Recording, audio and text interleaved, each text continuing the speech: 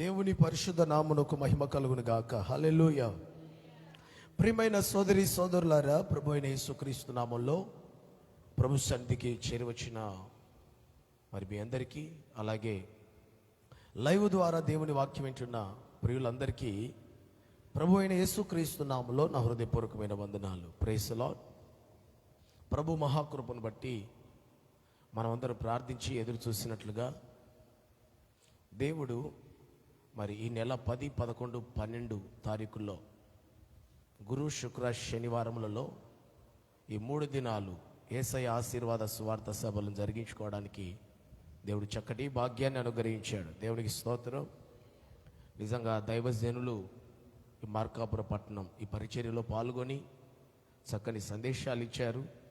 అనేకులు పాల్గొని ప్రభుని ఘనపరిచారు. ఈ దినాన 4 క్రీస్తును సొంత రక్షకుడు అంగీకరించి నమ్మి బాప్తిస్మం పొందారు. అందుకే దేవునికి స్తోత్రం చెల్లిద్దాం. Praise the lord. హల్లెలూయా. మీలో చాలామంది ఒకవేళ కూటాల్లో పాల్గొనలేకపోయినా లైవ్లో చూసి ప్రభుని స్తుతించినందుకు ప్రభుని బట్టి ఆ కార్యాన్ని బట్టి ప్రభుని నేను కూడా స్తుతిస్తూ ఉన్నాను. మంచిది ప్రియులారా.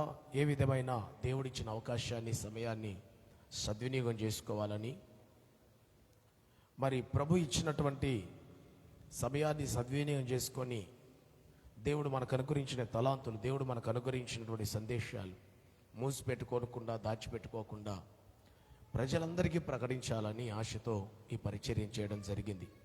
సేవకులుగా, సంఘముగా ఈ పరిచర్యను జరిగించడానికి దేవుడు మాకు సహాయం చేశాడు. ఇంకా మా కొరకు, పరిచర్య కొరకు ప్రార్థించాల్సిందిగా ప్రభు పేరిట ఈ సందేశం వింటున్న ప్రతి ఒక్కరికి తెలియజేస్తూ ఉంటున్నాం. దేవునికి స్తోత్రం కలుగును గాక. కొద్ది నిమిషాలు ఈ పూట దేవుని వాక్యాన్ని విందాం. దేవుని వాక్యాన్ని చదువుకుందాం. పేతురు రాసిన మొదటి పత్రిక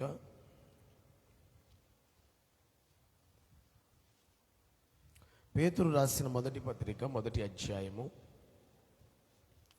14, 15, 16 వచనాలు. 14, 15, 16 వచనాలు కలిసి ఉన్నాయి. చదువుకుందాం. నేను పరిశుద్ధుడనై ఉన్నాను గనుక మీరును పరిశుద్ధులై ఉండుడి అని వ్రాయబడి ఉన్నది. కాగా మీరు విధేయులగు పిల్లలై మీ పూర్వపు అజ్ఞాన దశలో మీకుండిన ఆశలను అనుసరించి ప్రవర్తింపక మిమ్మును పిలిచిన వాడు పరిశుద్ధుడై ఉన్న ప్రకారము మీరును సమస్త ప్రవర్తన యందు పరిశుద్ధులై ఉండుడి. దేవునికి స్తోత్రం చెల్లిద్దాం. హల్లెలూయా.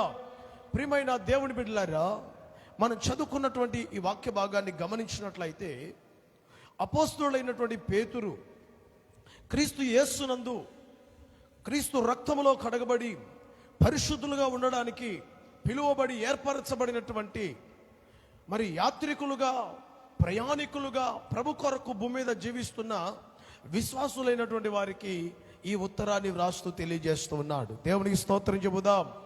మనం చదువుకున్నటువంటి ఈ వాక్య భాగంలో పేతురు భక్తుడు దేవుడు చెప్పిన మాట చెబుతున్నాడు. ఏమనంటే, నేను పరిశుద్ధుడను, నా పిల్లలైనటువంటి మీరు పరిశుద్ధులుగా ఉండాలి అని ప్రభు కోరుకుంటున్న సంగతిని అపోస్తలుడు తెలియజేస్తున్నాడు.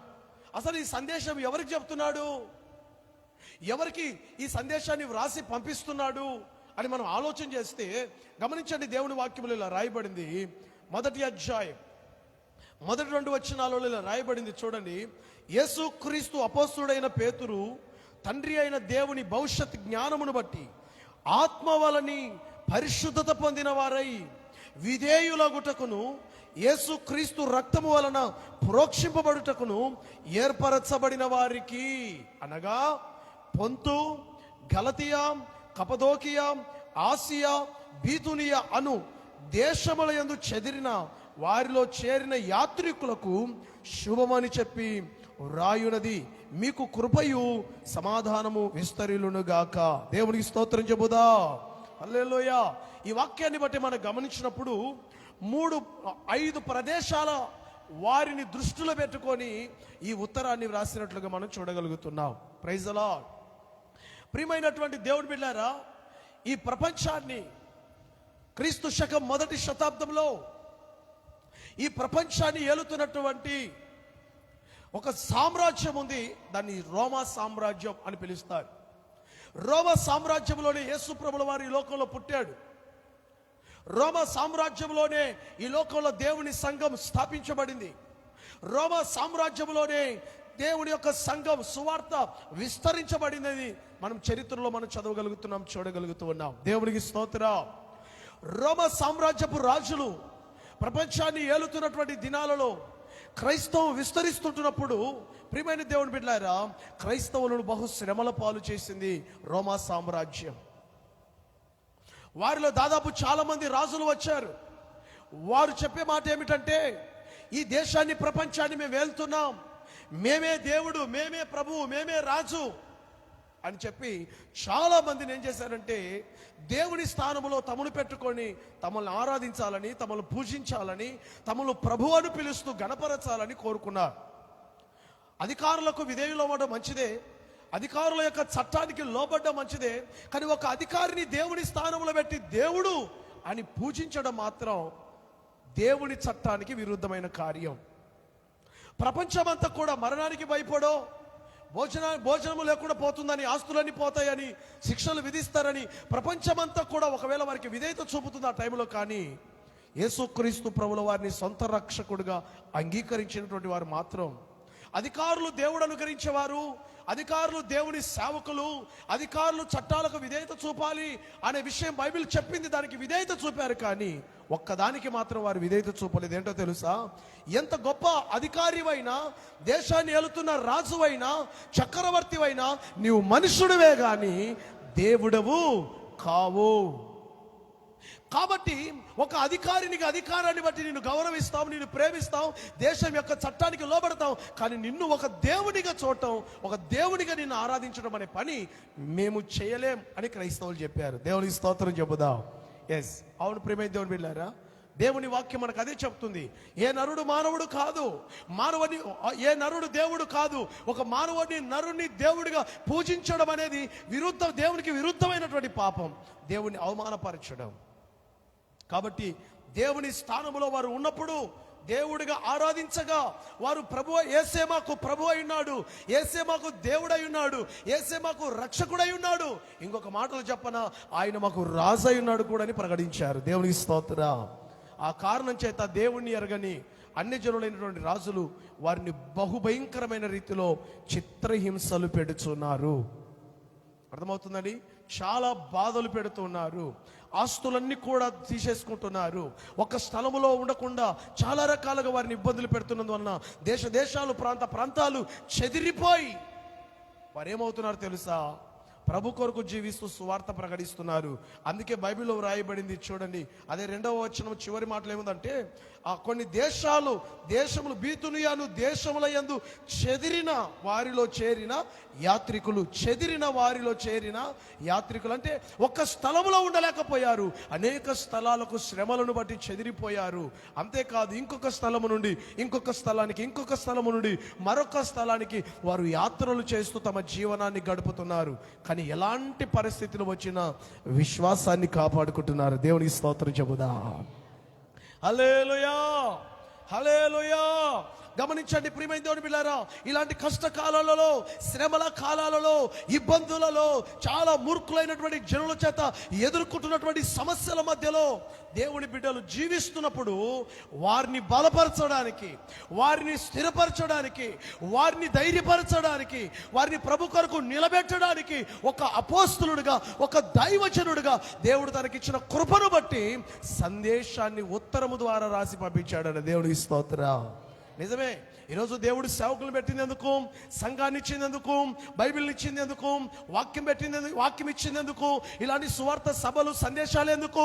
నిన్ను నన్ను బలపరచడానికే, నీ విశ్వాసం నా విశ్వాసం స్థిరంగా ఉండడానికే, ప్రభు కొరకు మనం జీవించడానికే, దేవుడు మనల్ని బలపరచడానికి ఈ విధమైనటువంటి సాధనాలుగా ఆయన సేవకులను, సందేశాలని వాడుకుంటూ ఉన్నాడు. అందును బట్టి దేవునికి స్తోత్రం. ఇందులో మన ఎడల దేవుని ప్రేమ ఎంత గొప్పదో గమనించాలి. ఇలాంటి పరిస్థితులలో ఉన్నటువంటి వారికి తెలియచేస్తున్న మాట ఏంటంటే, పరిశుద్ధులుగా ఉండండి. ఆమేన్, హల్లెలూయా. ఎందుకని పరిశుద్ధులుగా ఉండాలి? 13వ వచనం చూడండి. కాబట్టి మీరు కాబట్టి మీ మనసు అను నడుము కట్టుకొని నిబ్బరమైన బుద్ధి గలవారై యేసు క్రీస్తు ప్రత్యక్షమైనప్పుడు మీకు తేబడు కృప విషయమై సంపూర్ణ నిరీక్షణ కలిగి ఉండండి. దేవునికి స్తోత్రం కలుగును గాక. యేసు క్రీస్తు ప్రత్యక్షమైనప్పుడు మీకు తేబడు కృప. గమనించండి, పరలోక సంబంధమైన నిరీక్షణ కలిగి భూమి మీద విశ్వాసి బ్రతకాలి, పరిశుద్ధులుగా బ్రతకాలి, దైవభక్తితో బ్రతకాలని ఈ 17వ వచనంలో కూడా రాయబడింది. చూడండి, పక్షపాతము లేకుండా క్రియలను బట్టి ప్రతి వానిని తీర్పు తీర్చువాడు తండ్రి అని మీరు ఆయనకు ప్రార్థన చేయుచున్నారు గనుక మీరు పరదేశులై ఉన్నంత కాలము భయముతో గడపండి. ఈ పత్రిక అంతా చదివితే చాలా సంగతులు రాయబడ్డాయి. కానీ మొదటి వచనములో యాత్రికులుగా ప్రయాణికులుగా ఉన్నాం, క్రీస్తు రక్తంలో విమోచించబడి ప్రభు కొరకు జీవిస్తున్నాం. అయితే అన్య జనులైనటువంటి వారి మధ్యలో ఉంటున్నాం కనుక ఇదిగో శ్రమలలో, కష్టాలలో, ఇబ్బందులలో, ఇరుకులలో, సమస్యలలో మీరు ఎలా బ్రతకాలంటే ప్రతి కష్టానికి, ప్రతి సమస్యకు, ప్రతి శోధనకు, ప్రతి కన్నీటికి ఇదిగో ప్రభు ప్రత్యక్షమైనప్పుడు ఆయన నిమిత్తం అనుభవించిన ప్రతి శ్రమకు ప్రతిఫలం ఉందన్న నిరీక్షణతో బ్రతకాలంట. దేవునికి స్తోత్రం. హల్లెలూయా. మనసును పాడు చేసుకోవాకండి, హృదయాన్ని పాడు చేసుకోవాకండి, పరిస్థితులు బట్టి దేవునికి దూరం కాకండి. మీ మనస్సు అనే నడుమును కట్టేసుకోనండి. దేవునికి స్తోత్రం. ఎందుకో తెలుసా? మహిమగల రాజు ప్రత్యక్షం కాబోతున్నాడు. వాక్యం కొరకు, పరిశుద్ధత కొరకు, నీతి కొరకు, పరిశుద్ధత కొరకు బ్రతుకుతున్న మీకు కలుగుతున్న శ్రమలను బట్టి కృంగిపోవకండి. ప్రతిఫలం ప్రభు ఇవ్వబోతున్నాడు. మీకు తేబడు కృప. హల్లెలూయా, హల్లెలూయా. ఎందుకు ఈ మాట అన్నాడో తెలుసా? అగ్ని వంటి పరీక్షలను ఎదుర్కొంటున్నారు. ఆ పరీక్ష దేనికో తెలుసా? విశ్వాసమునకని. చూడండి, ఒక మాట రాయబడింది అక్కడ, మనం చదువుకుందాం. మొదటి అధ్యాయం 7వ వచనం చూడండి. ఈ మొదటి అధ్యాయం 7వ వచనం లేదా 6వ వచనం చదువుకుంటే, ఇందువలన మీరు మిక్కిలి ఆనందించుతున్నారు కానీ అవసరమును బట్టి నానా విధములైన శోధనల చేత ప్రస్తుతమున కొంచెము కాలం మీకు దుఃఖము కలుగుతున్నది. ప్రభు కొరకు జీవిస్తున్న విమోచించబడిన దేవుని ప్రజలకి ఆ రోమా సామ్రాజ్యపు ప్రభుత్వంలో, మూర్ఖులైనటువంటి రాజుల యొక్క పాలనలో, పవిత్రులైన, పరిశుద్ధులైన, క్రీస్తు రక్తంలో కడగబడి విమోచించబడిన దేవుని ప్రజలు అనేకమైనటువంటి పరీక్షల గుండా నడిపించబడుతున్నారు. కొంచెము కాలము మీరు శ్రమ పడుతున్నారు, కొంచెము కాలం మీరు దుఃఖపడుతున్నారు, కొంచెము కాలం మీకు కన్నీళ్లు కలుగుతున్నాయి. మూర్ఖులైన వారి చేత కొన్నిసార్లు కఠినమైనటువంటి పరిస్థితులు మీరు ఎదుర్కొంటున్నారు. పర్వాలేదు, మీ విశ్వాసానికి కలిగే పరీక్షలను బట్టి మీరు ఏమాత్రము కృంగిపోకండి. కేవలం మీ విశ్వాసాన్ని మీరు కాపాడుకోవడానికి మీ మీద భారం వేయలేదు ఆయన. కానీ మీరు కాపాడుకోవాలన్న తపన మీకు ఉంటే ఆయన తన శక్తి ద్వారా మీ విశ్వాసాన్ని కాపాడుతాడు. దేవునికి స్తోత్రం కలుగును గాక.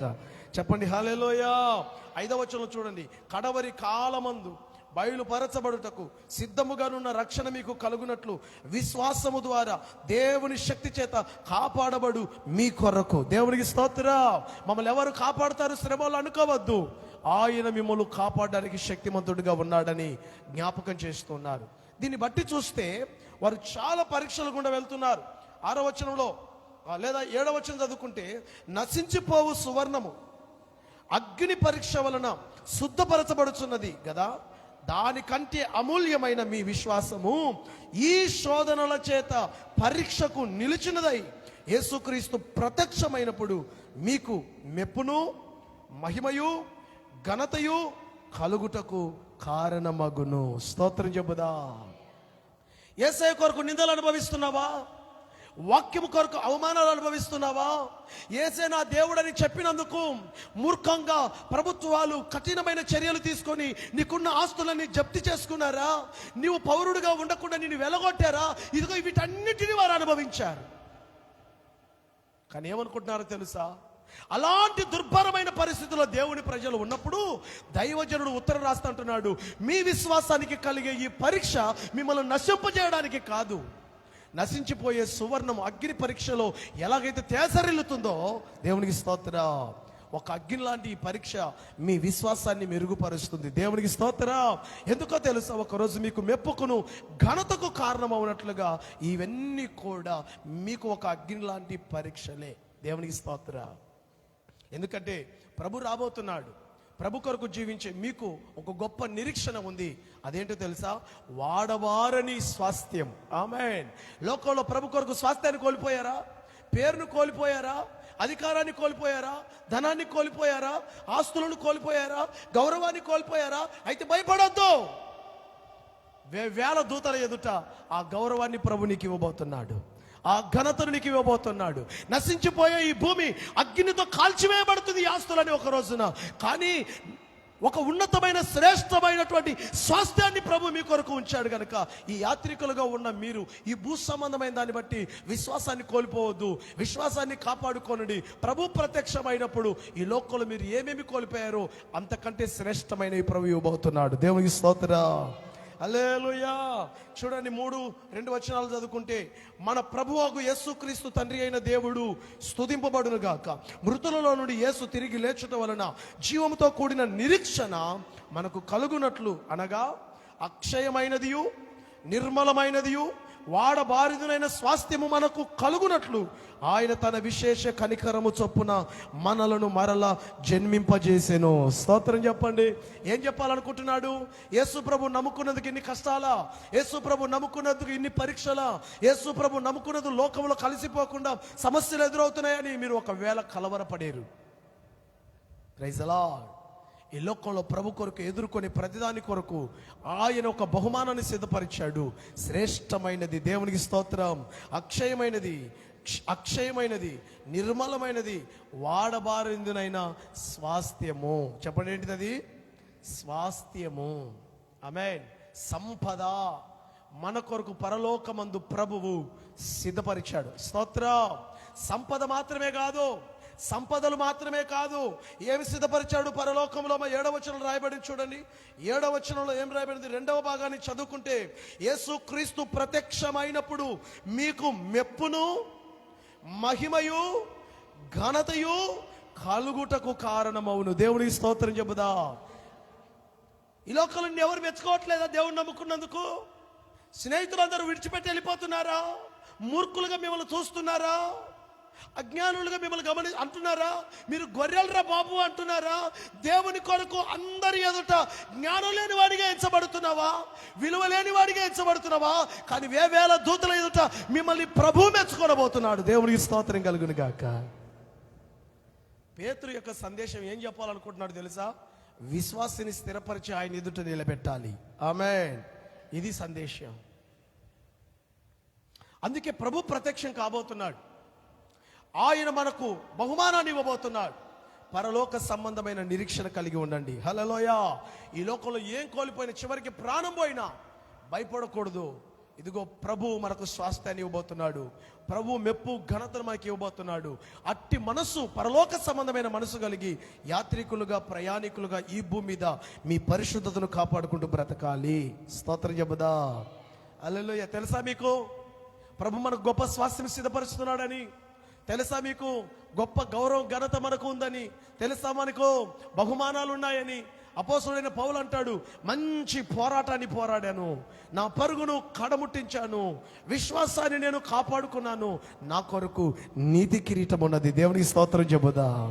లోకంలో ఏమి సాధించడానికి పరిగెడుతున్నావు? లోకంలో ఏది సంపాదించడానికి పరిగెడుతున్నావు? ఈ రోజున క్రైస్తవుడు అని చెప్పుకోవడానికి సిగ్గుపడి అతి ఉన్నతమైన శ్రేష్టమైన స్థితిని మానవుల కొరకు వదులుకుంటున్న వారు చాలా మంది ఉన్నారు ప్రియులారా. కానీ ఇటు శ్రేష్టమైన వాటి కొరకు తుచ్చమైన వాటిని విడిచిపెట్టడం మనకెంతో ఆశీర్వాదం. స్తోత్రం చెబుదాం. పౌలు ఏమన్నాడు తెలుసా? నేను హెబ్రీయుడను, నేను ఇశ్రాయేలును, బెన్యామీను గోత్రంలో జన్మించిన వాడను, పరిసయుడను అంటూ అనేక రకాలైన బిడుదలు చెప్పి ఏమంటాడు తెలుసా? యేసుక్రీస్తు నందు ఉన్నతమైన పిలుపునకు కలుగు బహుమానము కొరకై వెనుకున్న వాటిని విడిచి ముందున్న వాటి కొరకు ప్రాకులాడుతున్నాను. స్తోత్రం చెబుదాం. పరిగెడుతున్నాను, వాటన్నిటిని పెంటతో సమానంగా ఎంచుకున్నాను, అంతే. అది మనోనేత్రాలు వెలిగించబడిన వారి యొక్క మాటలు. దేవునికి కొరకు పాప సంబంధమే కొన్ని స్నేహాలు వదిలిపెట్టలేకపోతున్నావు. అదంతా ఎందుకు ఆకొక్క వదిలిపెట్టలేకపోతున్నావు? నీ త్యాగం ఎంత? అసలు నీ విశ్వాసం ఎంత? వారు ఆస్తులను దేవునికి అర్పించుకున్నారు, అవసరమైతే ప్రాణాలు అర్పించడానికి కూడా సిద్ధపడ్డాడు. పేతురు ఒకప్పుడు ఏమంటాడు తెలుసా? యేసు ప్రభు శిలువకు వేయబడుతున్న సమయంలో తన శిష్యులని తెలుసుకుంటే అతను వాళ్ళను కూడా సిలువ వేస్తారని తెలుసుకున్నప్పుడు పిరికివాడికి అన్న మాట ఏంటి తెలుసా? నీవు కూడా ఆయనతో కూడా ఉన్నవారిలో ఒకటివి కాదు అని ఒక చిన్న పిల్ల అడిగితే అంటాడు, అమ్మాయి ఆయన ఎవరో నాకు తెలియదని ముమ్మారన్న మాట ఏంటి తెలుసా? ఆయన ఎవరో నేను ఎరగను, ఆయన ఎవరో నాకు తెలియదని తన మీద ఒట్టేసుకొని చెప్పుకున్నాడట.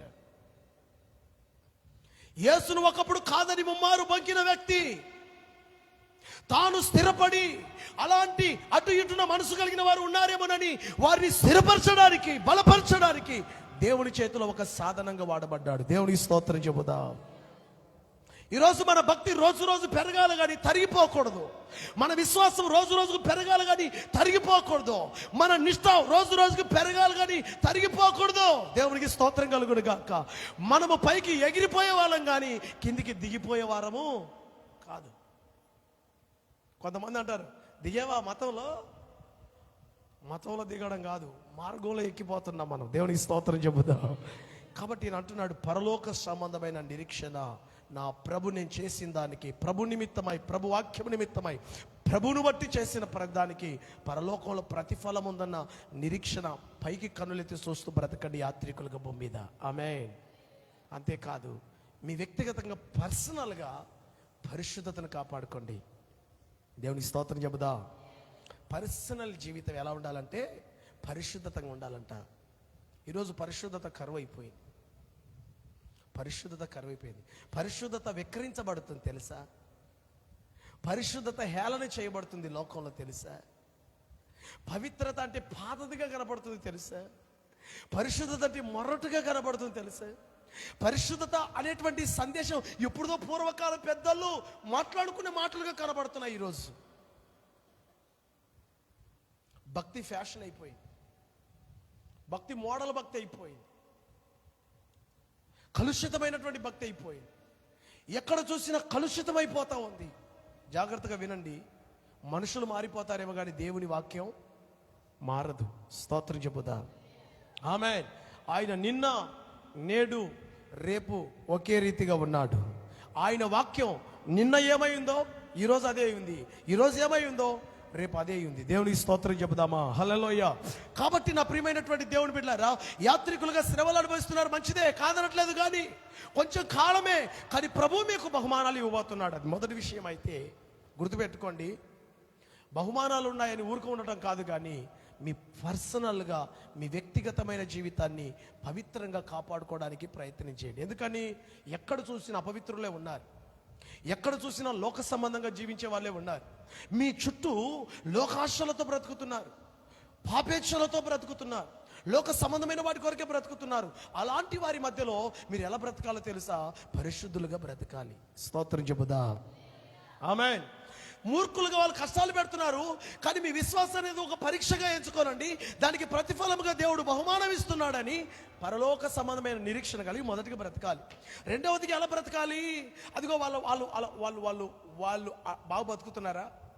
కొందరు ఇప్పుడు ఎక్కువ చెప్పేది, ఆ పాస్టర్ని చూడు, ఆ పాస్టర్ను చూడు, ఆ సంఘాన్ని చూడు, పడిపోయిన వాళ్ళని చూపించి, చెడిపోయిన వాళ్ళని చూపించి, జారిపోయిన వాళ్ళని చూపించి, వాక్యానికి భిన్నమైన మార్గంలో వెళుతున్న వారిని చూసి వాళ్ళని చూడు, వీళ్ళని చూడు అంటున్నావు. దైవజనుడు ఏమని చెప్తున్నాడు తెలుసా? అలాంటి వారిని చూడకు, పరిశుద్ధుడైన దేవుని వైపు చూడు. పరిశుద్ధుడైన దేవుని కొరకు పరిశుద్ధంగా బ్రతకాలనే భక్తులను చూచి బ్రతకంటున్నాడు ఆయన. దేవునికి స్తోత్రం చెప్పండి. హల్లెలూయా. ఈ కడవరి దినాలు ఇవి, చివరి దినాలు, పరిశుద్ధత తేలికైపోతున్న దినాలు. పరిశుద్ధతను చాలా జాగ్రత్తగా కాపాడుకోవాల్సిన అవసరత సంఘానికి ఉంది. ప్రియమైన దేవుని బిడ్డలారా, ఈ వాక్య భాగంలో మనం గమనించుదాం. పరిశుద్ధులై ఉండండి. మూర్ఖుల మధ్య, పాపుల మధ్య, అపవిత్రుల మధ్య, లోక సంబంధంగా నరకానికి వెళ్తున్న వారి మధ్యలో విమోచించబడిన వారిగా మీరు ఎలా ఉండాలంటే పరిశుద్ధులుగా ఉండాలి. పరిశుద్ధులుగా చేయడానికి ప్రభు ఏం చేశాడు మనల్ని? అదే అధ్యాయంలో నుంచే చూడు, దాదాపుగా నేను ఇదే అధ్యాయంలో చెప్తాను మీకు. 1వ అధ్యాయము 18, 19 చూడండి ఒకసారి. పితృపారంపర్యమైన మీ వ్యర్థ ప్రవర్తనను విడిచిపెట్టినట్లుగా వెండి బంగారముల వంటి క్షయ వస్తువుల చేత మీరు విమోచింపబడలేదు గాని అమూల్యమైన రక్తము చేత, అనగా నిర్దోషమును నిష్కలంకమునగు గొర్రె పిల్ల వంటి క్రీస్తు రక్తము చేత విమోచింపబడితిరని మీరెరుగుదురు కదా. స్తోత్రం చెబుదా. ఇప్పుడు మీరు ఒక పరిశుద్ధులుగా ఉన్నారంటే ఆయన పవిత్రమైన రక్తమే ఈరోజు మనల్ని పరిశుద్ధులుగా చేసింది, నీతిమంతులుగా చేసింది. మన దాన ధర్మాలో, పుణ్య కార్యాలో, లోకంలో చేసే కార్యాలు నేను ఒక నీతిమంతునిగా చేయలేదు, కానీ అమూల్యమైన నిర్దోషమైన నిష్కలంకమైన రక్తం నిన్ను పరిశుద్ధునిగా మార్చింది. దేవునికి స్తోత్రం కలుగును గాక. నువ్వు విమోచించబడిన వ్యక్తివి, నువ్వు రక్షించబడిన వ్యక్తివి. పాపుల మధ్యలో విమోచించబడిన నీవు పరిశుద్ధునిగా బ్రతకాలి, పరిశుద్ధునిగా బ్రతకాలి. ఎందుకు తెలుసా? నిన్ను పరిశుద్ధునిగా చేసిన వాడు పరిశుద్ధుడు. తన పవిత్రమైన రక్తంతో మనల్ని కడిగి పరిశుద్ధునిగా చేశాడు. వాళ్ళను చూసి వీళ్ళను చూసి లోక సంబంధమైన స్నేహాల కొరకు సంగమా ఆయా దేశాలలో, ఆయా ప్రాంతాలలో చెదరి దేవుని కొరకు బ్రతుకుతున్న విశ్వాసులారా, పరిశుద్ధులై ఉండండి. దేవుడికి స్తోత్రం. పరిశుద్ధతను విడిచిపెట్టకండి. లోకంలో పరిశుద్ధత వెక్కరించబడుతుంది, కానీ పరిశుద్ధతని యొద్ద గౌరవించబడాలి. హల్లెలూయా, హల్లెలూయా. లోకంలో పరిశుద్ధత తేలికగా చేయబడింది, కానీ నీ దగ్గర పరిశుద్ధత అమూల్యమైనదిగా ఎంచబడాలి. దేవునికి స్తోత్రం. నీ పిలుపేంటో తెలుసా? నీ దర్శనం ఏంటో తెలుసా? నీ గురి ఏంటో తెలుసా? నీ పట్ల దేవుని ఉద్దేశం ఏంటో తెలుసా? ఆ ఉద్దేశాన్ని తెలుసుకొని నువ్వు ఈ లోకంలో ప్రభు పిలిచేంత వరకు, లేదా మరణించి ప్రభు దగ్గరికి వెళ్ళేంత వరకు ఒక విశ్వాసిగా విమోచించబడిన బిడ్డగా ఈ పరిశుద్ధ జీవితాన్ని కాపాడుకోవాలి. కాపాడుకోవాలనేది దేవుని పిలుపు. దేవునికి స్తోత్రం. పరిశుద్ధత. నేను దేవుని వాక్యం ధ్యానం చేసుకుంటున్నప్పుడు ఆ వాక్యంలో పరిశుద్ధత, నేను పరిశుద్ధుడునై ఉన్నాను గనుక మీరును ఏమై ఉండాలంటున్నాడు? పరిశుద్ధులై ఉండుడని వ్రాయబడినది. ఏం చేయబడిందట? వ్రాయబడినది. స్తోత్రం చెబుదా. పౌలు ఏమంటున్నాడంటే,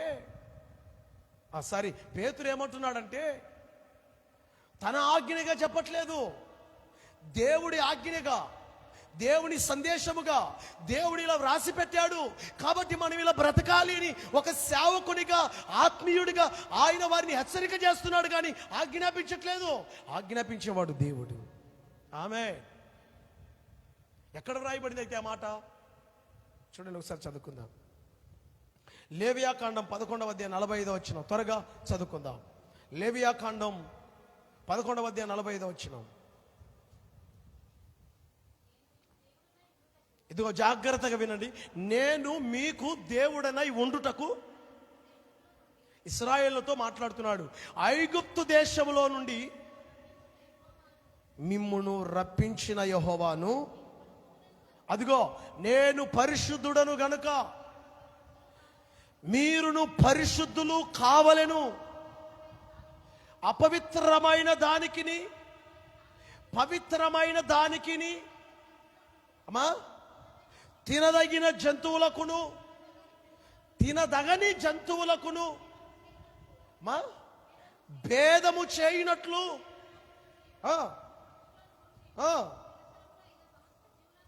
గూర్చియు దేవుడికి మహిమ కలుగును గాక. అందరూ ఒకసారి స్తోత్రం చెల్లిద్దాం. హల్లెలూయా. 44, 45 వచనాలు చదువుదాం. నేను మీ దేవుడైన యెహోవాను, నేను పరిశుద్ధుడును గనుక మీరు పరిశుద్ధులై ఉండునట్లు మిమ్మును మీరు పరిశుద్ధపరచుకొనవలెను. దేవునికి స్తోత్రం. నేల మీద ప్రాకు జీవరాశులలో దేని వలనను మిమ్మును మీరు అపవిత్రపరచుకొనకూడదు. పాత నిబంధన కాలంలో ఇశ్రాయేలు ప్రజలకి భోజనం గురించిన విషయాలు చెప్తాడు. ఇదిగో ఈ జంతువుని తినాలి, ఈ జంతువుని తినకూడదు, దీన్ని ముట్టాలి, దీన్ని ముట్టకూడదు. జాగ్రత్తగానండి. ఇక్కడ ఏముందంటే పరలోకంలో జంతువు వల్లే, నేల మీద ప్రాకు. ఏదైనా పాత నిబంధన అక్షరార్థం, క్రొత్త నిబంధన ఆత్మీయ అర్థం అనేది వాక్యం వింటున్న వారు గ్రహించాలి. స్తోత్రం చెబుదాం. నేల అంటే భూమి. భూ సంబంధమైన వాటి చేత నువ్వు ఎక్కడ కూడా అపవిత్రపరచబడకూడదు. స్తోత్రం చెబుదా. భూమి మీద ప్రాకు జంతువులు ఉన్నాయి, కొన్ని అపవిత్రమైనవి. భూమి మీద ప్రాకు జంతువులు కొన్ని ఉన్నాయి. ఒక మాట చెప్పనా, పేతురు ప్రార్థన చేసుకుంటున్నాడు ఎప్పేలో 12 గంటలప్పుడు. ఆకలి అవుతుంది, ప్రార్థన చేస్తున్నాడు. 4 చెంగులతో దింపబడిన ఒక దుప్పటి వచ్చింది. ఆ దుప్పట్లో ఏమున్నాయి? నానా రకాలైన చతుస్పాద జంతువులు, నేల మీద ప్రాకు పురుగులు అన్నీ. పేతురు, చంపుకొని తిను. వద్దు ప్రభువా, అపవిత్రమైనది నా నోట ఎన్నడు. Praise the lord. జాగ్రత్తగా వినాలి ఇక్కడ అన్నాడు. వాస్తవమే, పేతురు అలాగే ఉన్నాడు. తర్వాత ఈ విషయం ఏంటంటే, అన్యజనుల గురించి, అపవిత్రులైన మనుషుల గురించి ఈ సంగతి చెప్పాడు దేవుడు అనేది పేతురుకు అర్థమై కొర్నేలు ఇంటికి దేవుని వాక్యం చెప్పడానికి వెళ్ళాడు. స్తోత్రం చెప్దాం ఒకసారి గట్టిగా.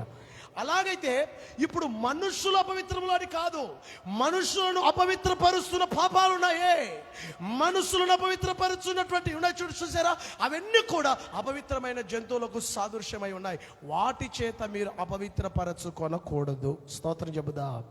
ఐగుప్తులో నుండి మిమ్మల్ని విమోచించింది ఎందుకో తెలుసా? నాకు పరిశుద్ధులుగా ఉండాలని పిలుచుకున్నాను. ఆమేన్. ఈరోజు గొర్రెపిల్ల రక్తము వంటి క్రీస్తు రక్తం చేత ఆయన మిమ్మల్ని విమోచించింది ఎందుకో తెలుసా? మన మరణం వరకు లేదా ప్రభు రాకడ వరకు, ప్రభు రాకడ వచ్చి ఆయన మనల్ని పరలోకం తీసుకొని పోయేంత వరకు ఈ భూమి మీద అమూల్యమైన రక్తము చేత విమోచించబడి రక్షించబడిన మన పట్ల దేవుని ఉద్దేశం ఏంటంటే పరిశుద్ధులుగా ఉండాలి. స్తోత్రం చెబుదా. ఇశ్రాయేలు కోరుకున్నది అదే, పరిశుద్ధులుగా ఉండాలి. కానీ వాళ్ళు అలా చేయలేదు. అన్ని జనులతో సహవాసం చేసి వారి క్రియలను నేర్చుకొని అపవిత్రులైపోయి చెరసాలలకు వెళ్ళిపోయారు. కానీ దేవుని సంఘం అలా ఉండడానికి వీలు లేదు. ప్రియమైన దేవుని బిడ్డలారా, అందుకే దేవుని వాక్యం రోమాపత్రిక 1వ అధ్యాయం 2వ వచనంలో పౌలు రోమీయులకు సంఘానికి ఉత్తరం రాసినప్పుడు ఇలా అంటాడు. చదువుదాం ఒకసారి. రోమీయులకు పత్రిక 1వ అధ్యాయం 2వ వచనం. దేవుని సువార్త నిమిత్తము ప్రత్యేకింపబడిన వాడునైనా పౌలు రోమాలో ఉన్న దేవుని ప్రియులకందరికీ, అదిగో ప్రియులందరికీ అన్నాక అనగా పరిశుద్ధులుగా ఉండుటకు పిలువబడిన వారికి. స్తోత్రం చెబుదామా. ఎక్కడి నుంచి పిలువబడ్డాం మనం? సంఘం తెలుసుకోవాలి. ఎక్కడి నుంచి పిలువబడ్డాం మనం? పేతురు అంటాడు, ఎక్కడి నుంచి పిలువబడ్డాం? చీకటిలో నుండి ఆశ్చర్యకరమైన తన వెలుగులోనికి మిమ్మును పిలిచిన వాని గుణాతిశయములను ప్రచురము చేయ నిమిత్తము ఏర్పరచబడిన వంశమును, రాజులైన యాజక సమూహమును. దొరకలేదా? పరిశుద్ధ జనమును, దేవుని సొత్తైన ప్రజలునై ఉన్నారు. స్తోత్రం చెబుదా. హల్లెలూయా. ఇశ్రాయేలుని ఎక్కడి నుండి పిలిచాడు? ఐగుప్తులో నుండి పిలిచాడు. మరి ఇప్పుడు మనల్ని ఎక్కడి నుంచి పిలిచాడు? అనుకున్నాళ్ళు బయట టెంట్ కింద ఉన్న వాళ్ళు చెప్పాలి, ఎక్కడి నుంచి పిలిచాడు మనల్ని? చీకటిలో నుండి, లోకములో నుండి, పాపములో నుండి పరిశుద్ధతలోనికి పిలిచాడు. దేవునికి స్తోత్రం చెబుదామా. ఎందుకు పిలిచాడు? పరిశుద్ధులుగా ఉండడానికి మనల్ని పిలిచాడు. ఆమేన్. తన పవిత్రమైన రక్తంతో కడిగి పరిశుద్ధులుగా మార్చాడు. ఈ రోజున మన పట్ల దేవుడి ఉద్దేశం ఏంటో తెలుసా? ఆయన మనల్ని ఎందుకు పిలిచాడు తెలుసా?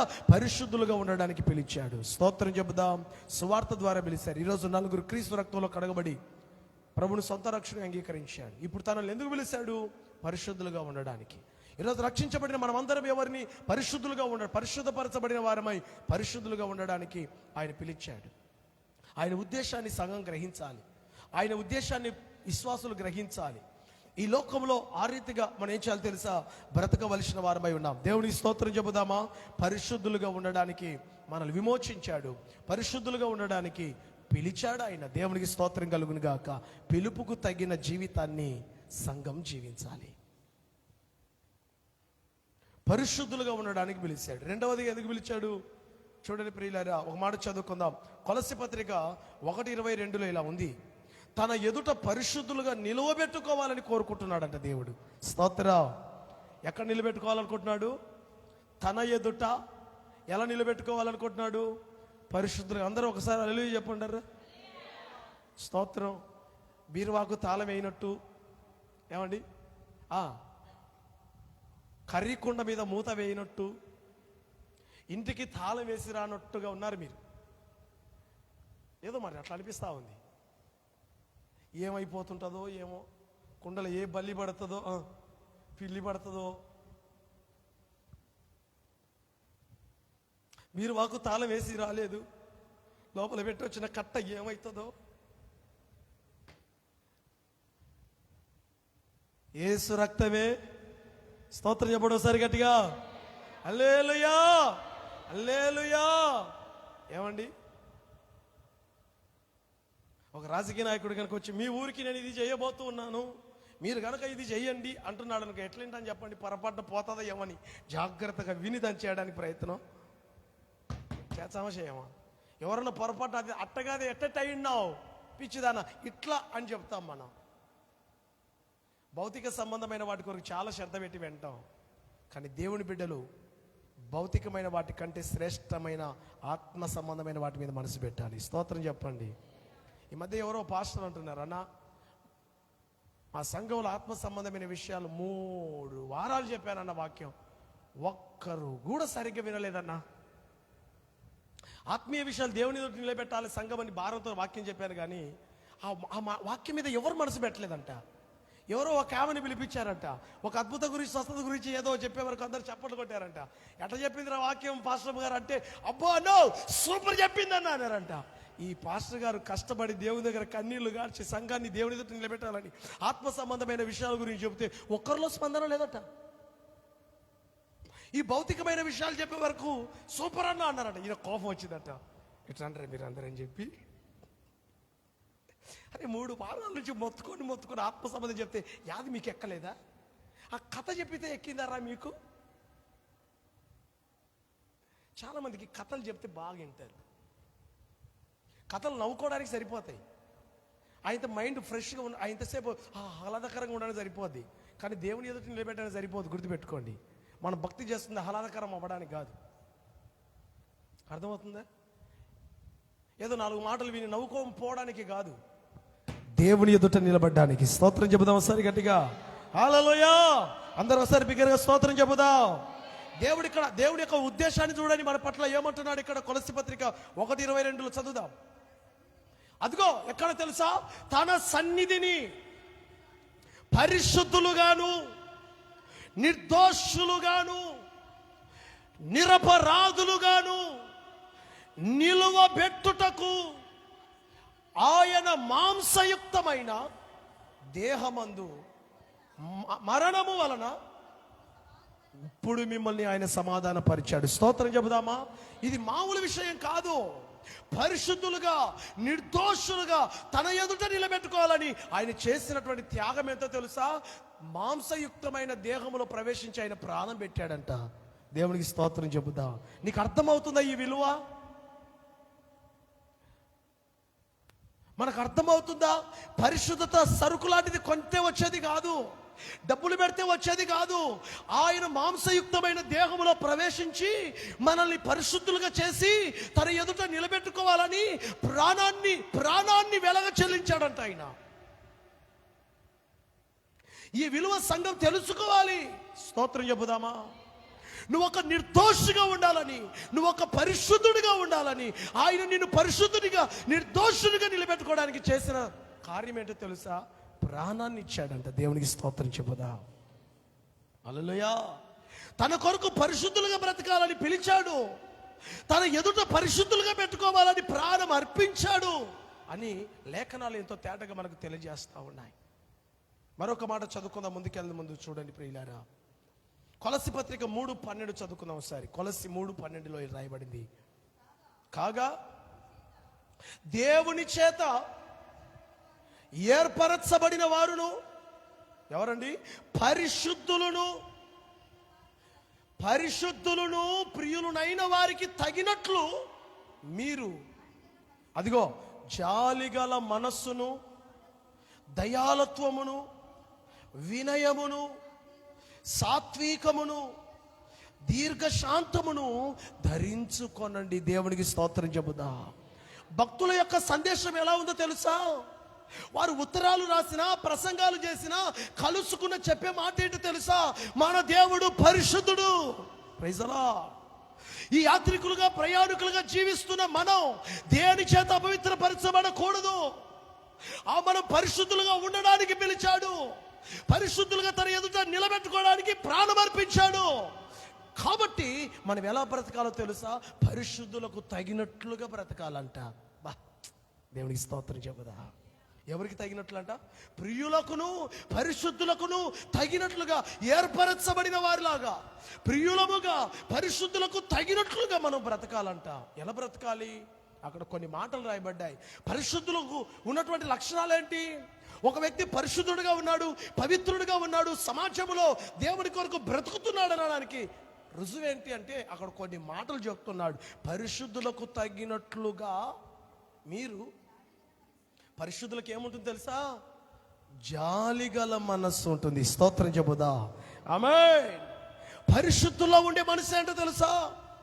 పరిశుద్ధుల హృదయం ఎలాంటిదో తెలుసా? జాలి, కఠినత్వం ఉండదు, కఠిన గుండె ఉండదు, జాలిగల మనస్సు. దేవునికి స్తోత్రం. మొదటిది జాలిగల మనసు. ఏంటిదో చెప్పండి? దయాళుత్వము, వినయము, సాత్వికము. ఏంటిదో చెప్పండి? దీర్ఘశాంతం. 5 లక్షణాలు ఇక్కడ పేతురు రాస్తున్నా. పేతురైనా పౌలు భక్తుడు రాస్తున్నాడు. 5 లక్షణాలు. ఎవరికి తగినట్లు? పరిశుద్ధులకు తగినట్లుగా. పరిశుద్ధులకు ఏముంటుందని చెప్తున్నాడు ఇక్కడ? అదిగో, నువ్వు పరిశుద్ధుడు అయితే నీలో జాలిగల మనసు ఉండాలి. ఆమేన్. ఇంకా దయాళుత్వం ఉండాలి. దయా, వినయము, సాత్వికము, దీర్ఘశాంతం ధరించుకోండి. స్తోత్రం చెబుతా. పరిశుద్ధతలో పరిపూర్ణం అవ్వాలి మనం. కఠినత్వం మనలో ఉండకూడదు, క్షమించలేని మనసు మనలో ఉండకూడదు, కక్షలు భేదాలు మనలో ఉండకూడదు, అసూయ కుట్ర కుతంత్రాలు మనలో ఉండకూడదు. పవిత్రులకు తగినట్లు ఈ 5 రకాలైన సుగుణాలని అలంకరణ చేసుకోవాలంట. దేవునికి స్తోత్రం చెబుతా. ధరించుకోవడం అంటే ఏంటి? మనలో ఉన్న పరిశుద్ధత ఈ 5 రకాల సుగుణాలలో లోకానికి కనబడాలి. ఆమేన్. Praise the lord. ఈ లోకంలో విలువైన వస్త్రాలు కనుకుంటే అమ్మో అనుకుంటా, ఈ లోకంలో విలువైన నగలు పెట్టుకుంటే అయ్యి బాబోయ్ చూసి గొప్పగా చూస్తారు. కానీ దేవుడు చూసేది ఏంటో తెలుసా? ఈ 5 రకాల సుగుణాలు ఉన్నాయి చూసేవా? ఆ అలంకారాన్ని ధరించుకుంటే నీవు పరిశుద్ధుడు అని చెప్తాడట దేవుడు. స్తోత్రం చెప్పండి ఒకసారి గట్టిగా. ఏ ఘనత కొరకు చూస్తున్నావు సంగమా? నీవు ఎవరి వైపు నువ్వు చూస్తున్నావో? తన ఎదుట నిర్దోషులుగా పరిశుద్ధులుగా నిలబెట్టుకోవాలని నీ కొరకు ప్రాణం పెట్టింది ఎందుకు? ఆయన సుగుణాలు నీకు అలంకరింపజేయాలని కోరుకుంటున్నాడు ఆయన. దేవుడి దగ్గర నువ్వు ఏం ఆశిస్తున్నావు? నువ్వు ఏం పొందుకోవాలి? ఆయన దగ్గర నువ్వు ఎలా నిలబడాలని దేవుడి ఉద్దేశమైంది. కొంచెమైనా ఏమైనా నీకు పడుతుందా? అది ఎక్కుతుందా? ఆలోచన చేయగలుగుతున్నావా నీవు? దాని గురించిన తపన నీకుందా? భూ సంబంధమైన వాటి కొరకు పురాకులాడితే రేపు నువ్వు ఎలా ఎత్తబడతావు? ప్రభుత్వం ఉండబోతావు చెప్పు. కాబట్టి పరిశుద్ధులైన విమోచించబడిన దేవుని ప్రజలందరూ ఈ తపన కలిగి బ్రతికి ఉండాలి. దేవుని వాక్యం అలా సెలవిస్తుంది. Praise the lord. దేవుడి స్తోత్రం చెబుదాం ఒకసారి గట్టిగా. దేవుడు చేసిన పని చూసారా? మరొక మాట మనం చదువుకుంటే ఎఫెసీ పత్రిక 4:13 ఇలా రాయబడింది. 4:13 ఇలా రాయబడింది.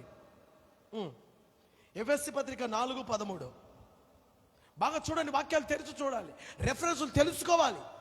దేవుని వాక్యం ఎక్కడ, ఈ మాటలు ఎక్కడున్నాయో దేవుని బిడ్డలు గ్రహించాలి, తెలుసుకోవాలి. ఎవరల్లో అది వాక్యం అంతా పరిశుద్ధుల గురించే, పరిశుద్ధుల గురించే. అబ్బో, ఆయన మనల గురించి కాకపోతే ఇంకెవరి గురించి మాట్లాడుకుంటాడండి? స్తోత్రం చెప్పండి గట్టిగా. మనం మాత్రం వాళ్ళ గురించి వీళ్ళ గురించి మాట్లాడుకుంటాం. ఆయన మాత్రం ఎప్పుడు మనల గురించే చింత. ఆయనకి మనల గురించే మాట్లాడుకోవాలనుకుంటాడు. అప్పుడప్పుడు మొరలన్న పాట పాడుతుంటాడు. ఏమని? ప్రార్థించకపోయినా పలకరిస్తూ ఉంటావు, మాట వినకపోయినా కలవరిస్తూ ఉంటావు, ఎందుకింత ప్రేమ నాపై యేసయ్యా, ఎందుకింత ప్రేమ నాపై యేసయ్యా,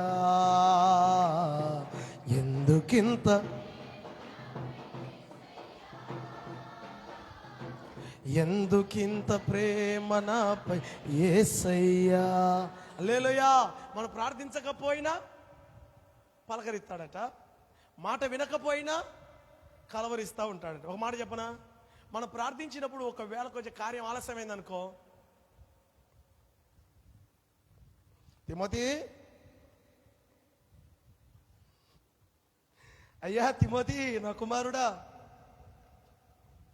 చూసి చూడనట్టు విని విననట్టు అంటాం మనమైతే దేవుని దగ్గర. కానీ దేవుడు ఏమంటాడు తెలుసా, మనం మాత్రం వినకుండా తిరుగుతుంటామా? ఆయన మాత్రం ఎలా ఉంటాడట, మన కోసమే చూస్తూ ఉంటాడంట. దేవునికి స్తోత్రం చెప్పండి గట్టిగా. ఎంత అద్భుతమైన మాట చూడండి.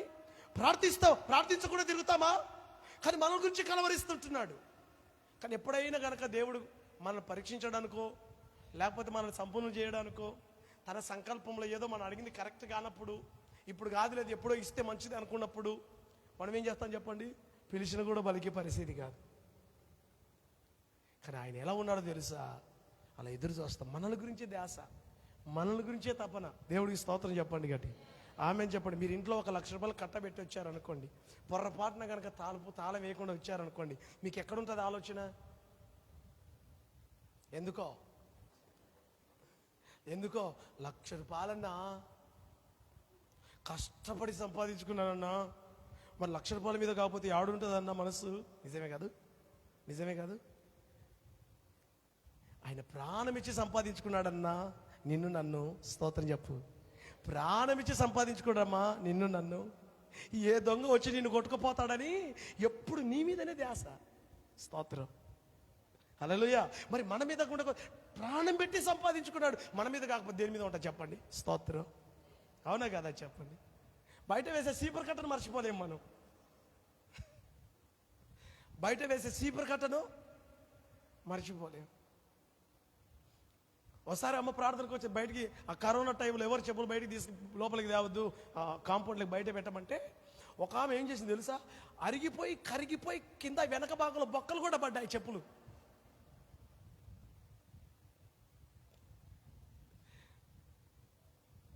తీసుకొని వచ్చి మెట్ల కింద దగ్గర లోపల దాచిపెట్టుకుంటుంది ఆమె. స్తోత్రం. కింద పెడితే ఎవరో ఎత్తుకుపోతారు. కరిగిపోయి చిరిగిపోయి బొక్కలు పడ్డ చెప్పులు ఎవరైనా ఎత్తుకుపోతారు. తీసుకొచ్చుకుని ఆడబెట్టింది తెలుసా? స్తోత్రం. ఓ మాట చెప్పనా, కరిగిపోయి చినిగిపోయిన కూడా భ్రమ పోలేదే. చెప్పులు అంటే అంత జాగ్రత్తగా పడుకుంటున్నామే, రక్తం ఇచ్చి ప్రాణం ఇచ్చిన మన మీద ఆయనకి ఎంత ఉంటుంది చెప్పండి? దేవుడికి స్తోత్రం కలుగును గాక. ఆ వాక్యం చదివితే ఏడు వాళ్ళో నవ్వాలో ఏం చేయాలో అర్థం కదా ఆయన ప్రేమను బట్టి. చూడండి ఒకసారి ఎలా ఉందో. ఎఫెసీ 4:13. ఎవరల్లో అనండి, ఎవరల్లో? అందరూ అనండి. పరిశుద్ధులు. బయట లోపల ఉన్న వాళ్ళందరూ ఒకసారి మీ నోటితో చెప్పండి ఆ మాట. యేసయ్య ఎన్నిసార్లు పరిశుద్ధులు అంటున్నారు, ఒక్కసారైనా మనం పలుకుదామా? పరిశుద్ధులు. స్తోత్రం చెప్పండి గట్టిగా. పరిశుద్ధులు ఏమవ్వాలట? సంపూర్ణులగునట్లు క్రీస్తు శరీరము క్షేమాభివృద్ధి పొందినట్లు, అదిగో పరిచర్య ధర్మమును జరుగుటకును ఆయన కొందరిని, ఈ మాటలు జాగ్రత్తగానండి, ఆయన కొందరిని అపోస్తలుగాను, కొందరిని ప్రవక్తలుగాను, కొందరిని సువార్తికులుగాను, కొందరిని కాపరులుగాను, ఉపదేశకులుగాను నియమించెను. దేవునికి స్తోత్రం చెప్పండి గట్టిగా.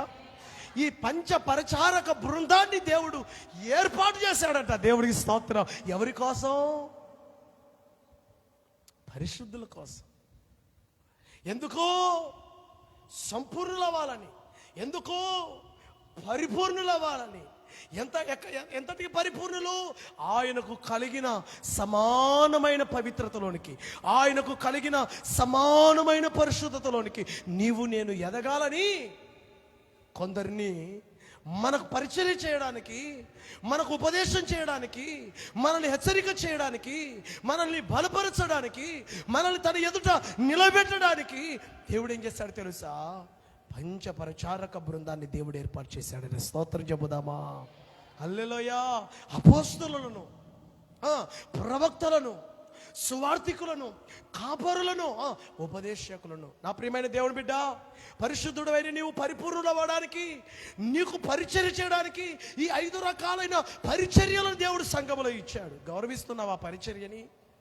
అపోస్తలుని గౌరవిస్తున్నావా? ప్రవక్తలను గౌరవిస్తున్నావా? సువార్థికులను గౌరవిస్తున్నావా? కాపరులను గౌరవిస్తున్నావా? ఉపదేశకులను గౌరవిస్తున్నావా? నిన్ను పరిపూర్ణతలోకి తీసుకురావడానికి దేవుడు నీ కొరకు ఏర్పరచుకొని వారిని వరాలుగా నీకు ఇచ్చాడు. స్తోత్రం చెబుదా.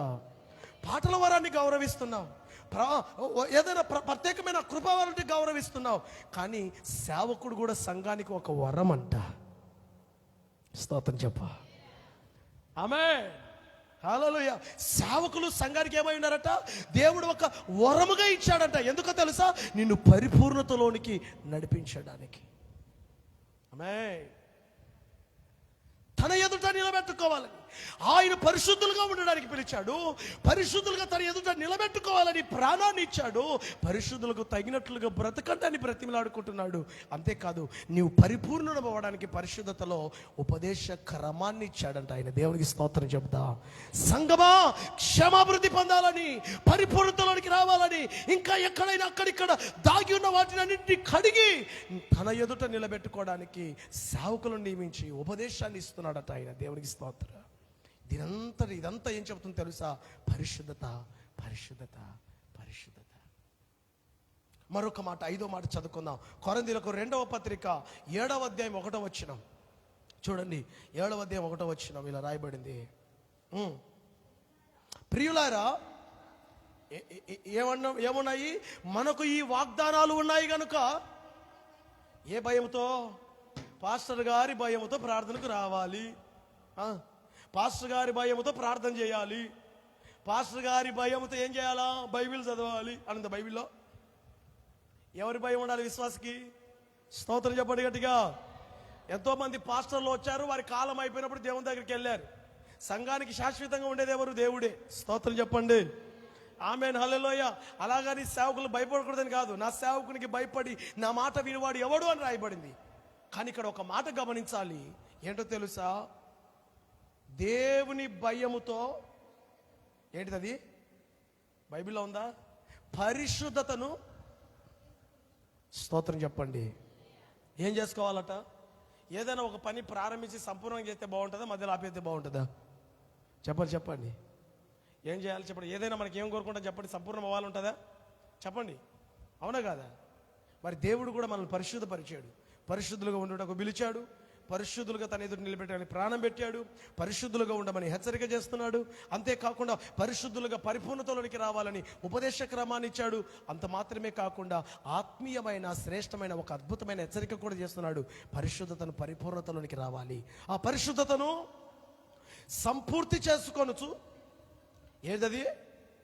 శరీరమునకును ఆత్మకును కలిగిన సమస్త కల్మషము. ఏంటిది? కల్మషము. సంఘం కల్మషం అవుతున్న దినాలలో ఉన్నాం. ప్రేమ కల్మషం అవుతుంది, విశ్వాసం కల్మషం అవుతుంది, ఉపదేశం కల్మషం అవుతుంది, ప్రవర్తన కల్మషం అవుతుంది, చూపులు కల్మషం అవుతున్నాయి, మాటలు కల్మషం అవుతున్నాయి, వినే మాటలు కూడా కల్మషమైన వాటి కొరకే ప్రయత్నిస్తున్నాడు. సంఘం పరిశుద్ధంగా ఉండాలంటే, పరిశుద్ధతలో పరిపూర్ణములకు వెళ్ళిపోవాలంటే కల్మషమైనటువంటి వాటి నడుస్తున్నారు. నా ప్రియ దేవుని సంఘమా, ఒకవేళ ఇంకా నువ్వు కల్మషమైన మార్గంలో ఉన్నావేమో, కల్మషమైనటువంటి ఆలోచనలో కలుషితమైపోయి అపవిత్రపరిచే వాటిలో ఉన్నావేమో, దేవుడు ఈరోజు నీతో మాట్లాడుతున్నాడు. కల్మషాన్ని కడిగి వేసుకో. స్తోత్రం చెబుదామా? హల్లెలూయా. ఆ కల్మషము నుండి మనల్ని పవిత్రులుగా చేసుకుందాం. ఎందుకని మనకు ఒక వాగ్దానం ఉంది. ఆమేన్. నేను పరిశుద్ధుడిని గనక మీరు కూడా పరిశుద్ధులుగా ఉండాలి. మీరు పరిశుద్ధులుగా ఉండడానికి నేను పిలుచుకున్నాను. పరిశుద్ధులుగా నా ఎదుట నిలబెట్టుకోవడానికి ప్రాణం ఇచ్చాను. పరిశుద్ధులు పరిపూర్ణులు అవ్వాలని ఉపదేశ క్రమాన్ని నేను ఇచ్చాను.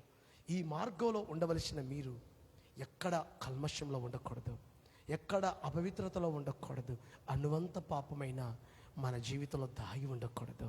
ఆయన పరిశుద్ధతలో ఎంత పరిపూర్ణుడో ఈరోజు నీవు కూడా నేను కూడా ఆ స్థాయికి ఎదగాలని దేవుని చిత్తం. స్తోత్రం చెబుదామా? సంఘం ఈ దర్శనాన్ని కలిగి ఉండాలి.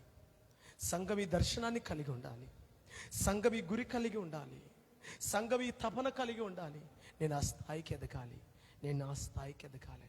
అలాంటి వారే రేపు ఎత్తబడతారు. దేవునికి స్తోత్ర. అలాంటి వారే రేపు ప్రభుతో సదాకాలం ఉండబోతున్నారు. 3 దినాల సందేశాలు, 3 దినాల స్వార్థ సభలు ఎందుకో తెలుసా?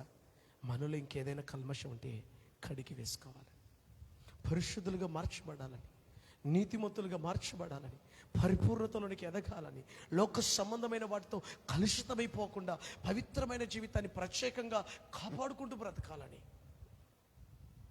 దేవుడికి స్తోత్రం కలుగును గాక.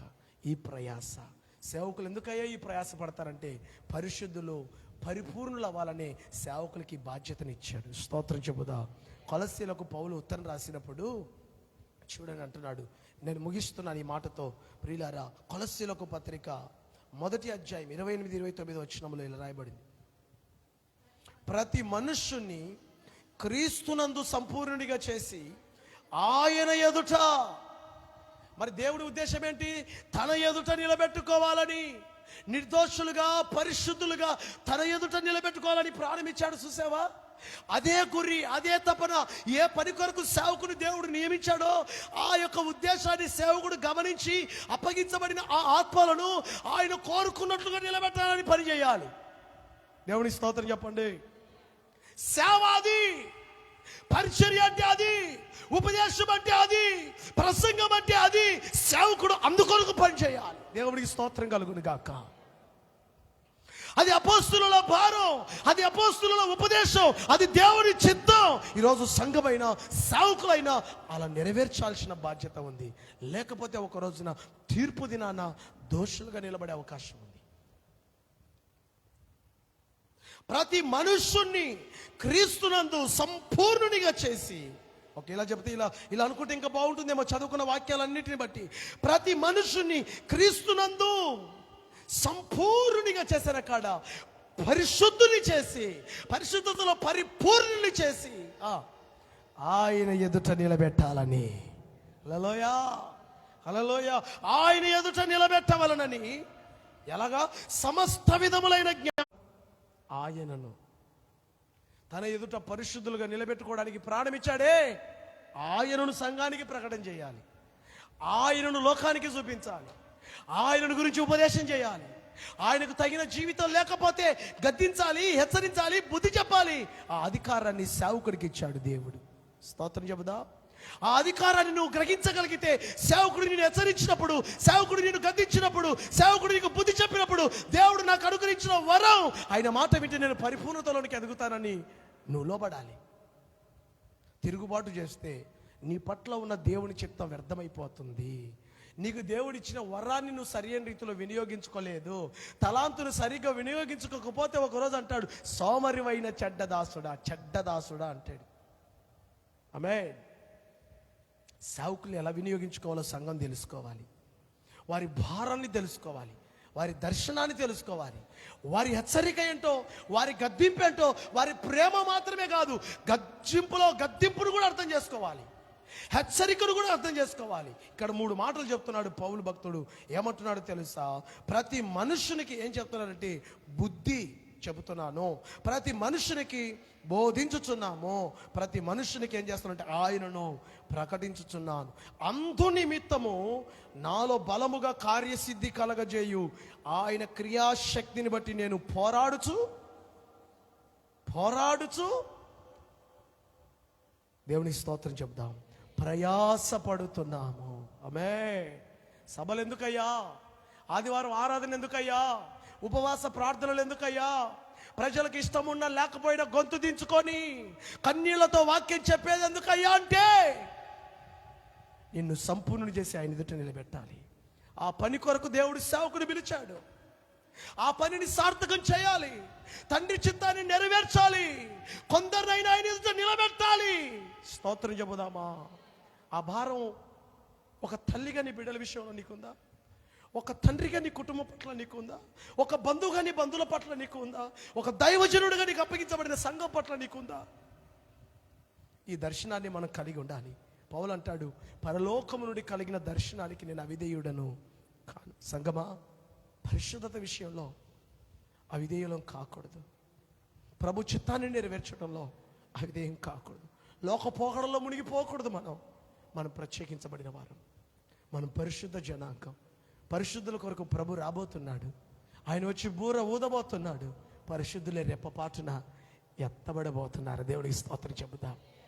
పరిశుద్ధుల గుంపులో నీ ఉంటివా, ధన్యుడవు ధన్యురాలవు అవుతావు. అందుకే నీ సమస్త ప్రవర్తనలో పరిశుద్ధత కలిగి ఉండు. దేవుడికి స్తోత్రం చెబుదా. ఆమె చెప్పడం ఒకసారి గట్టిగా. ప్రతి మనుష్యుణ్ణి కొన్నిసార్లు మేము హెచ్చరిక చేసేది, గద్దించేది ఎందుకో తెలుసా? ద్వేషం, కోపమును బట్టి కాదు. దేవుడిని ఒక దైవజనుడికి అప్పగించినప్పుడు ఆ దైవజనుడు హెచ్చరించవలసిన సమయంలో హెచ్చరించాలి. బుద్ధి చెప్పవలసిన విషయాలలో బుద్ధి చెప్పాలి. గద్దించవలసిన విషయంలో గద్దించాలి. మెచ్చుకొనవలసిన విషయాలలో మెచ్చుకోవాలి. ప్రేమించవలసిన విషయాలలో ప్రేమించాలి. కేవలం ఒకవైపు చూడకు సేవకుని. దేవుడు నిన్ను సంపూర్ణునిగా చేయడానికి సేవకునికి అప్పగించాడే. ఏ విధంగా నిన్ను సంపూర్ణంగా చేయడానికి తలంపునిచ్చి నడిపిస్తాడో ఆ విధంగా నిన్ను నీవు అప్పగించుకోవాలి. స్తోత్రం చెబుదా. ఆమేన్. చెప్పాలి ఒకసారి గట్టిగా హల్లెలూయా. శిల్పి చేతిలో ఒక చుట్టే ఉలి ఉంటుంది. ఒక శిలను తీసుకొని వస్తాడు, ఒక రాయిని తీసుకొని వస్తాడు. తన అంతరంగంలో ఒక ఆలోచన ఉంటుంది, ఈ రాయి నుండి ఒక ఆకారాన్ని తయారు చేయాలి అని. ఆమేన్. ఆ భారాన్ని దేవుడు ఏం చేశాడు తెలుసా? సేవకుని చేతులు పెట్టాడు. ఆమేన్. అయినా ఇది నా భారం, నీ చేతుల్లో పెడుతూ, ఇదిగో కొన్ని శిలలను తీసుకొచ్చి నీ చేతులు పెట్టాను. నేను అనుకున్న రూపంలోనికి వీటిని మొలచు. దేవునికి స్తోత్రం కలుగును గాక. ఆమేన్ చెప్పండి. ఒకసారి ఉలి పెట్టి సుత్తెతో కొట్టే సమయం ఉంటుంది, ఒక్కసారి సుత్తతోనే కొట్టే సమయం ఉంటుంది. సుత్తె దెబ్బలకు, ఉలి దెబ్బలకు తట్టుకున్న శిలే శిల్పం అవుతుంది. స్తోత్రం చెబుదా. ఆమేన్ చెప్పండి. అది మాత్రమే ఒక అందమైనటువంటి విధానంలోకి వచ్చి మ్యూజియంలో పెట్టబడి అందరినీ చూసి ఆనందింపచేసి ఆకర్షించేసే ఒక చూడముచ్చటైనగా మార్చబడతా ఉంది.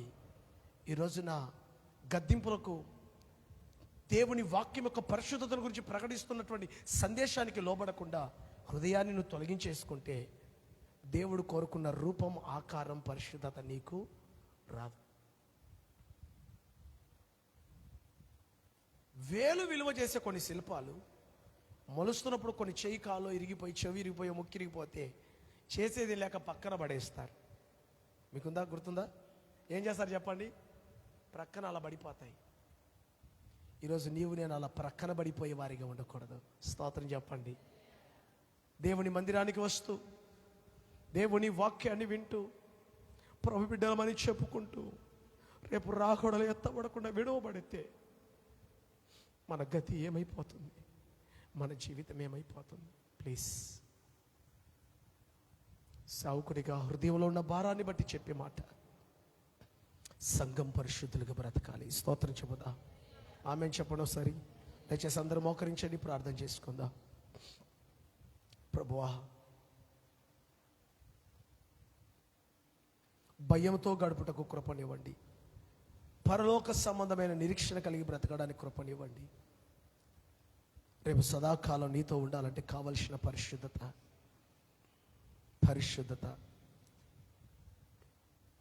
కొన్ని వందల సార్లు పరిశుద్ధతల గురించి ప్రభు మనతో మాట్లాడుతున్నాడు. నా ప్రియ దేవుని బిడ్డ, వెండితో, బంగారంతో నిన్ను ఆయన కొనుక్కోలేదు. నిర్దోషమైన, నిష్కలంకమైన, అమూల్యమైన తన రక్తాన్నిచ్చి, తన ప్రాణాన్నిచ్చి కొన్నాడు. వెలలేని మన జీవితాలకి తన రక్తం ద్వారా విలువనిచ్చాడు. విలువైన మన జీవితాన్ని ఎందుకు విలువలేనిదిగా మనం మార్చుకోవాలి? విలువైన మన బ్రతుకుని ఎందుకండి అవమాన పాలు చేసుకోవాలి? ఒక్కసారి నిన్ను నీవు పరీక్షించుకో, మనల్ని మనం పరీక్షించుకుందాం. అపోస్తుడైన పేతురు, అపోస్తుడైన పౌలు సేవలో వారికి అనుగ్రహించబడిన ఆత్మలను గురించి తపన. మన భూమి మీద యాత్రికులం, ప్రయాణికులం. లోకము దాని ఆశలు గతించిపోతాయి. దేని చేత నిన్ను అపవిత్రపరచుకోవాకు. యేసయ్య నీ కొరకు నా కొరకు ప్రాణం అర్పించాడు. వెండితో బంగారంతో మనం విమోచించబడలేదు. అమూల్యమైన తన పవిత్రమైన రక్తం ద్వారా మనల్ని కొన్నాడు, కన్నాడు, విమోచించాడు. నువ్వెంత విలువైన దానవో తెలుసా? నువ్వెంత విలువైన వాడవో తెలుసా? నీ పవిత్ర జీవితాన్ని కాపాడుకోవట్లో నీకున్న శ్రద్ధ ఏంటి? దేవుని బిడ్డ ఒక్కసారి పరిశుద్ధులుగా ఉండుటకే ఆయన మనల్ని పిలిచాడు. తన ఎదుట పరిశుద్ధులుగా నిలబెట్టుకోవాలని కోరుకుంటున్నాడు. కుటుంబంలో, సంఘములో, సమాజంలో పరిశుద్ధులకు తగినట్లుగా జీవించాలని కోరుకుంటున్నాడు. పరిశుద్ధతలో పరిపూర్ణులం అవ్వాలని సంఘాన్ని, సేవకుల్ని, పరిచర్య ధర్మాన్ని నీ కొరకు నా కొరకే నియమించాడు. ప్రోత్సాహకరమైన హెచ్చరిక ఏం చెప్తున్నాడో తెలుసా? ఇట్టి వాగ్దానాలు మనకున్నాయి గనక మనం ఎందుకు ఇంకా కల్మషంలో బ్రతకాలి? పరిశుద్ధతలో పరిపూర్ణులమవటకై ముందుకు సాగిపోవాలి. కానీ అపవిత్రమైన సులువుగా చిక్కులు పెట్టు పాపాలలో ఎందుకు చిక్కుకోవాలి? ఇదిగో ప్రభు వైపు చూస్తూ నీ పరిపూర్ణతలోనికి నడిపించు నాయనని అందరు మోకాళ్ళ మీద ఉండగలిగితే దయచేసి మోకాళ్ళ మీద ఉండండి. ఏమి ఇచ్చి నీ రుణం తీర్చగలనయ్యా, నేనేమి ఇచ్చినా నీ రుణము తీరునా? ఏమి ఇచ్చి నీ రుణం తీర్చగలనయ్యా, ఏమి ఇచ్చినా నీ రుణము తీరునా? కరుణామయుడా నా యేసయ్యా, కరుణామయుడా నా యేసయ్యా, కరములు జోడించి నిన్నే పూజింతునయా, కరములు జోడించి నిన్ను పూజింతునయా. ఏమి ఇచ్చి నీ రుణం తీర్చగలనయ్యా, నేనేమి ఇచ్చినా, ఏమి ఇచ్చి నీ రుణం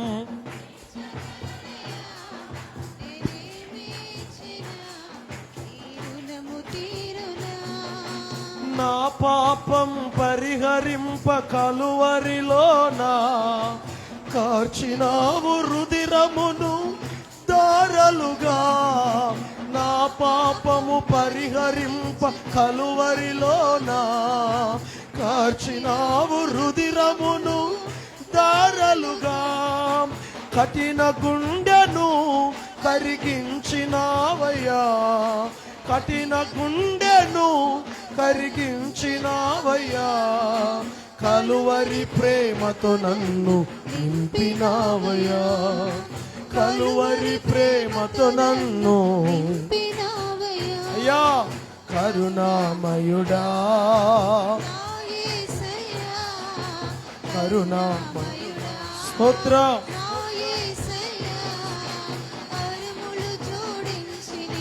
పూజింతునయ్యా,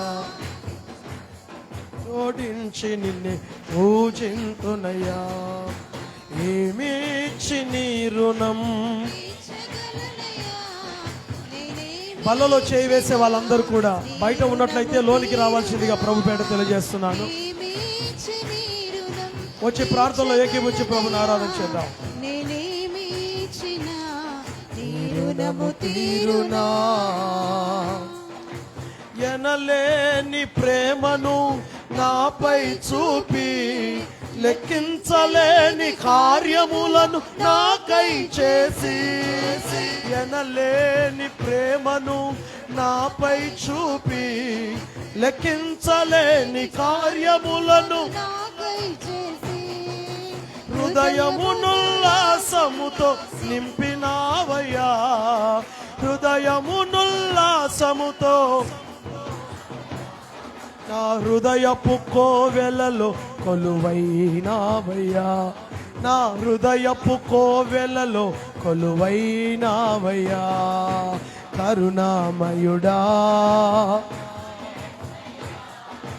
కరుణామయుడా నా యేసయ్యా, కరములు జోడించి నిన్నే అయ్యా మనసారనైనా